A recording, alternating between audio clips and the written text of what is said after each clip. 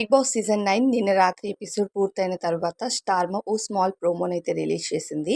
ఆ ప్రోమో ఏంటి అనేది అప్డేట్స్ తెలుసుకుందాం. అయితే బిగ్ బాస్ సీజన్ 9 హౌస్ అయితే ప్రస్తుతం బీబీ రాజ్యంగా మారబోతుందన్నమాట.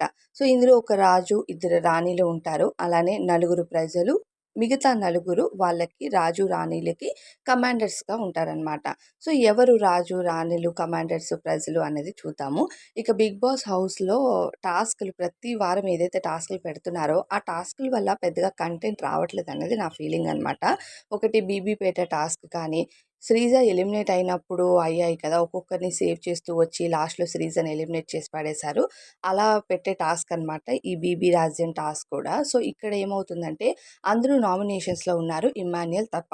సో మిగతా వాళ్ళు నామినేషన్స్‌లో ఉన్నవాళ్ళు ఒక్కొక్కరిగా సేవ్ అవుతూ వస్తూ ఉంటారు. సో వాళ్ళ ఆట ప్రకారం అంటూ బిగ్ బాస్ తెలియచేశాడు. అయితే నిన్న ఇమ్మాన్యుయల్‌ని ఇమ్యూనిటీ ఇవ్వాలా? వద్దా? అంటూ బిగ్ బాస్ అడిగినప్పుడు ఈ హౌస్‌లో ఉన్న జనాలు యెస్, యెస్ అని ఇచ్చారనమాట. సో, వాళ్ళు యెస్ అని ఎందుకు ఇచ్చారనేది నాకు అర్థం అవ్వలేదు. ఇన్ని వారాల నుంచి ఇమ్మాన్యుయల్ అసలు నామినేషన్స్‌లోనే లేడు. హౌస్‌లో అందరికీ తెలుసు. నిన్న రీతు అలానే ఎవరు తనూజ కూడా డిస్కస్ చేసుకుంటారు నామినేషన్ స్టార్ట్ అవ్వకముందు. అలాంటిది నామినేషన్స్‌లోకి రావాలి అని అందరూ నో అని ఇవ్వాలి కదా! 2 సార్లు కెప్టెన్ అయ్యాడు. ఇది రెండవసారి ఇమ్యూనిటీ మళ్ళీ యెస్ అని ఇవ్వడంతో ఇక ఇమ్మాన్యుయల్ అయితే ఈ వారం కూడా నామినేషన్స్‌లో లేడు. మిగతా కంటెస్టెంట్స్ అంతా నామినేషన్స్‌లో ఉన్నారు కాబట్టి ఒక్కొక్కరిగా సేవ్ అవుతూ వస్తారంటూ బిగ్ బాస్ తెలియచేశాడు. అది ఈ బీబీ రాజ్యం టాస్క్‌లో బాగా పర్ఫార్మ్ చేస్తే.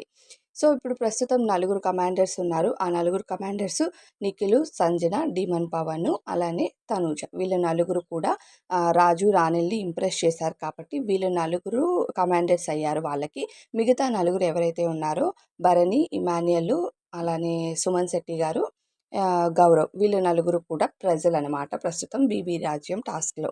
అయితే ఈ వారం ఈ టాస్క్‌లో ఎవరు బాగా ఆడతారో వాళ్ళే సేవ్ అవుతారంటూ బిగ్ బాస్ తెలియచేశాడు. ఇక నామినేషన్స్ ఎలా జరిగాయో మనం చూసిందే. అంత తుప్పాస్ నామినేషన్ అనే అనిపించింది. అందుకే నిన్న ప్రోమోస్ చూసి కూడా పెద్దగా ఆ ప్రోమోస్‌లో ఏం కంటెంట్ లేదు అని నాకు అనిపించింది. అసలు కళ్యాణ్ అయితే నేను దివ్యని నామినేట్ చేస్తాడని బాగా ఎక్స్‌పెక్ట్ చేశాను. అంటే వీకెండ్‌లో ఎలానో చెప్పాడు నేను దివ్యని నిఖిల్‌ని నామినేట్ చేస్తానని చెప్పి.